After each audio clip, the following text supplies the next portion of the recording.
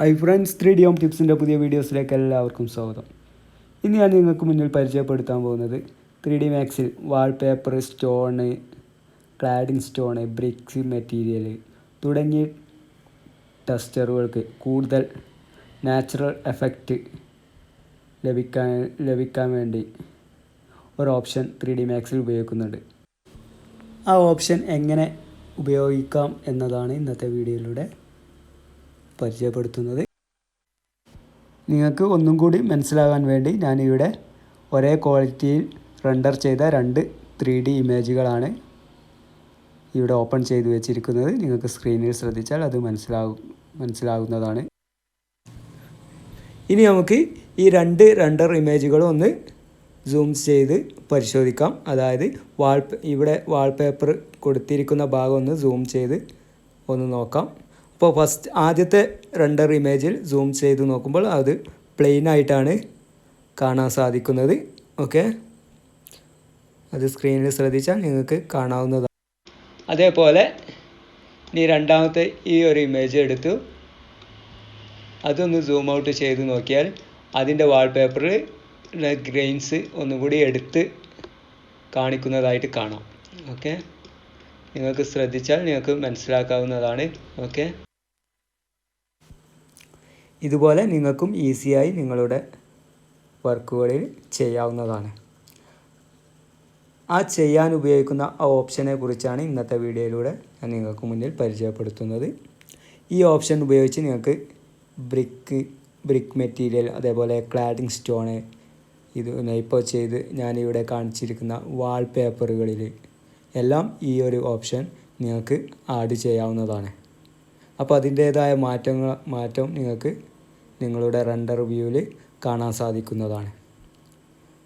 ഇതറിയാത്തവരുണ്ടെങ്കിൽ video skip ചെയ്യാതെ മുഴുവനായിട്ട് കാണാൻ ശ്രമിക്കുക. അതുപോലെ തന്നെ വീഡിയോ ഇഷ്ടപ്പെട്ടാൽ സബ്സ്ക്രൈബ് ചെയ്ത് ചാനൽ ഒന്ന് സപ്പോർട്ട് ചെയ്യുക.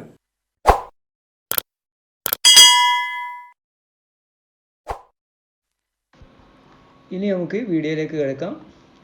അപ്പോൾ ഈ ഒരു റൂമിൻ്റെ, അതായത് ഈ വാഷ് ബേസ് ഏരിയൻ്റെ ഈ ഒരു വാളിലാണ് നമ്മൾ വാൾപേപ്പർ കൊടുക്കാൻ പോകുന്നത്.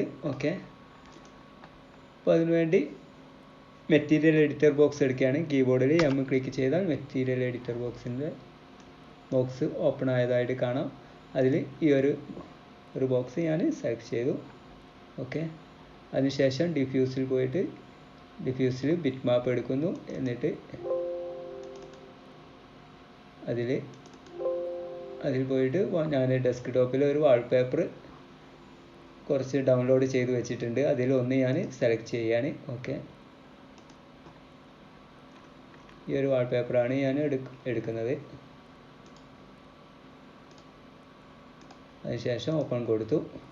ഓക്കെ, ഇനി നമുക്ക് ആ വാൾപേപ്പർ ഒന്ന് ഇമേജ് ചെയ്ത് നോക്കാം.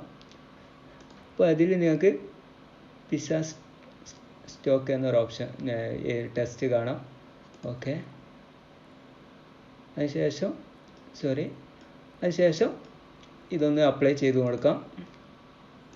ഓക്കെ, ഇതിന് നെയിം കൊടുത്തു, റീനെയിം കൊടുത്തു, വാൾപേപ്പർ ഓക്കെ കൊടുത്തു.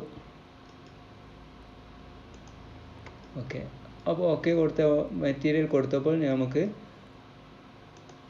ഇവിടെ വന്ന ഈ ടെക്സ്റ്റ് ഇവിടെ വന്നതായിട്ട് കാണാം. ഓക്കെ, അത് ഒഴിവാക്കാൻ വേണ്ടി വീണ്ടും മെറ്റീരിയൽ എഡിറ്റർ ബോക്സിൽ നേരത്തെ അതിൻ്റെ സെറ്റിങ്സിലേക്ക് പോവാം. ഓക്കെ, അതിൽ കുറച്ച് താഴത്തായിട്ട് പ്രിവ്യൂ എന്നൊരു ഓപ്ഷൻ കാണാം, അതായത് ക്രോപ്പ് പ്ലേസ് എന്നൊരു ഓപ്ഷൻ കാണാം. അവിടെ പ്രിവ്യൂവിൽ പോവാം. ആ പ്രിവ്യൂവിൽ പോയതിനു ശേഷം ഇതൊന്ന് ക്രോപ്പ് ചെയ്യാം. ശേഷം ക്ലോസ് ചെയ്തതിന് ശേഷം ഇവിടെ ഓൺ ചെയ്ത് കൊടുക്കാം. ഓക്കെ, അപ്പോൾ അതിനുശേഷം സ്ക്രീനിൽ ശ്രദ്ധിച്ചാൽ ആ വാൾപേപ്പറിൽ വന്ന ടെക്സ്റ്റ് പോയതായിട്ട് കാണാം. ഇനി നമുക്ക് UV മാപ്പ് എടുത്ത് നമുക്ക് ജസ്റ്റ് സൈസ് ഒന്ന് അഡ്ജസ്റ്റ് ചെയ്യാം. ഓക്കെ,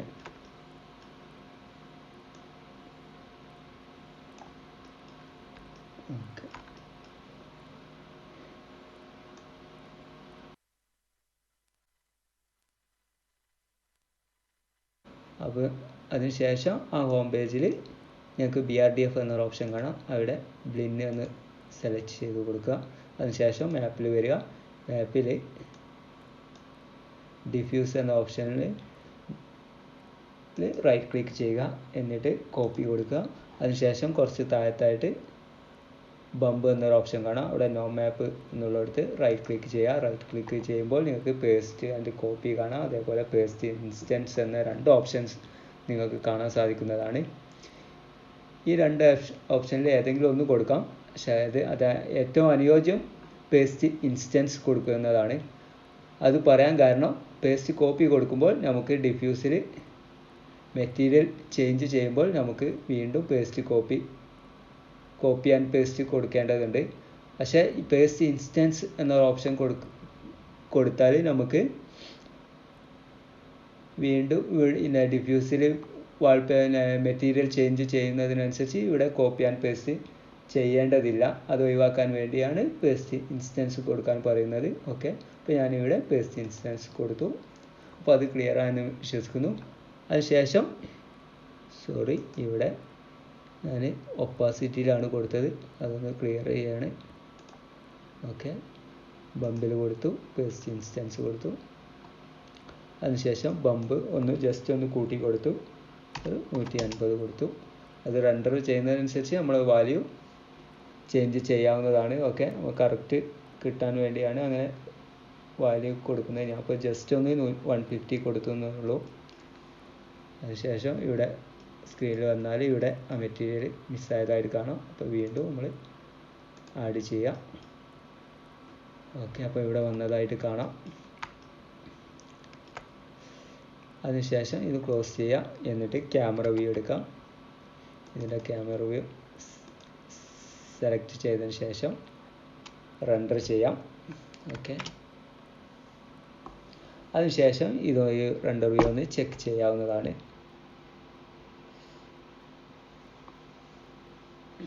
അപ്പോൾ അതുവരേക്കും വെയിറ്റ് ചെയ്യുക.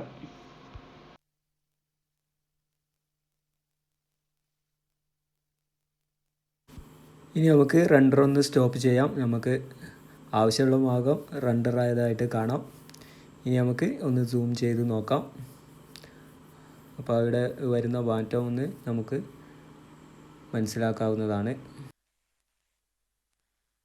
അപ്പോൾ നിങ്ങൾ ഇവിടെ ശ്രദ്ധിച്ചാൽ നിങ്ങൾക്ക് മനസ്സിലാവും, ബമ്പ് കൊടുത്ത് റെൻഡർ ചെയ്തപ്പോൾ ഉണ്ടാകുന്ന വാൾപേപ്പറിൽ വന്ന മാറ്റമാണ് നിങ്ങളിപ്പോൾ സ്ക്രീനിൽ കാണുന്നത്. ഓക്കെ, ഇതിന് ശേഷം ഇനി നമുക്ക് ബമ്പ് ഓഫ് ചെയ്തുകൊണ്ട് ഒന്ന് റെൻഡർ ചെയ്ത് നോക്കാം. അപ്പോൾ നിങ്ങൾക്ക് ഇവ രണ്ട് തമ്മിലുള്ള വ്യത്യാസം മനസ്സിലാവുന്നതാണ്.